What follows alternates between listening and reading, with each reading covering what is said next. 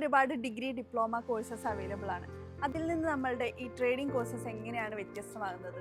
അതെ, ട്രേഡിംഗ് എന്ന് വെച്ച് കഴിഞ്ഞാൽ ഒരു പ്രൊഫഷണൽ സ്കിൽ ബിസിനസ് എന്ന് വേണമെങ്കിൽ നമ്മൾ ട്രേഡിംഗ് എന്ന് പറയാം. വൺസ് ഈ സ്കില്ല് നമ്മൾ അക്യൂർ ചെയ്ത് കഴിഞ്ഞാൽ നമുക്ക് ലഭിക്കുന്ന ഏർണിംഗ് പൊട്ടൻഷ്യൽ വെച്ചാൽ വളരെ വളരെ വലുതാണ്. ഇന്നത്തെ ന്യൂ ജനറേഷൻ നോക്കിക്കഴിഞ്ഞാൽ എല്ലാവരും ഒരു സ്കിൽ ഓറിയൻറ്റഡാണ്. ആരും ഒരു 9 to 5 ജോബോ ഒരു കോർപ്പറേറ്റ് ലൈഫോ ആഗ്രഹിക്കുന്നവർ, എല്ലാവരും ഒരു ബിസിനസ് ഓറിയൻറ്റഡ്, ബിസിനസ് ചെയ്യുക, മില്യൻസ് ഗെയിൻ ചെയ്യുക, ആ ഒരു പോയിന്റ് ഓഫ് വ്യൂലാണ് എല്ലാവരും നിൽക്കുന്നത്. അപ്പോൾ അവരെ സംബന്ധിച്ച് ട്രേഡിംഗ് എന്ന ബിസിനസ്സിൽ കടന്നു വന്നു കഴിഞ്ഞാൽ ഏർണിംഗ് പൊട്ടൻഷ്യൽ വളരെ വലുതാണ്. അവർക്ക് പെട്ടെന്ന് സ്കെയിൽ ചെയ്യാൻ, അവരുടെ സ്റ്റാർട്ടപ്പ് ഫൗണ്ട് ചെയ്യാനും പെട്ടെന്ന് ഈസിയാണ് ഒരു ട്രേഡിംഗ് എന്ന ബിസിനസ്സിലേക്ക് വന്നു കഴിഞ്ഞാൽ.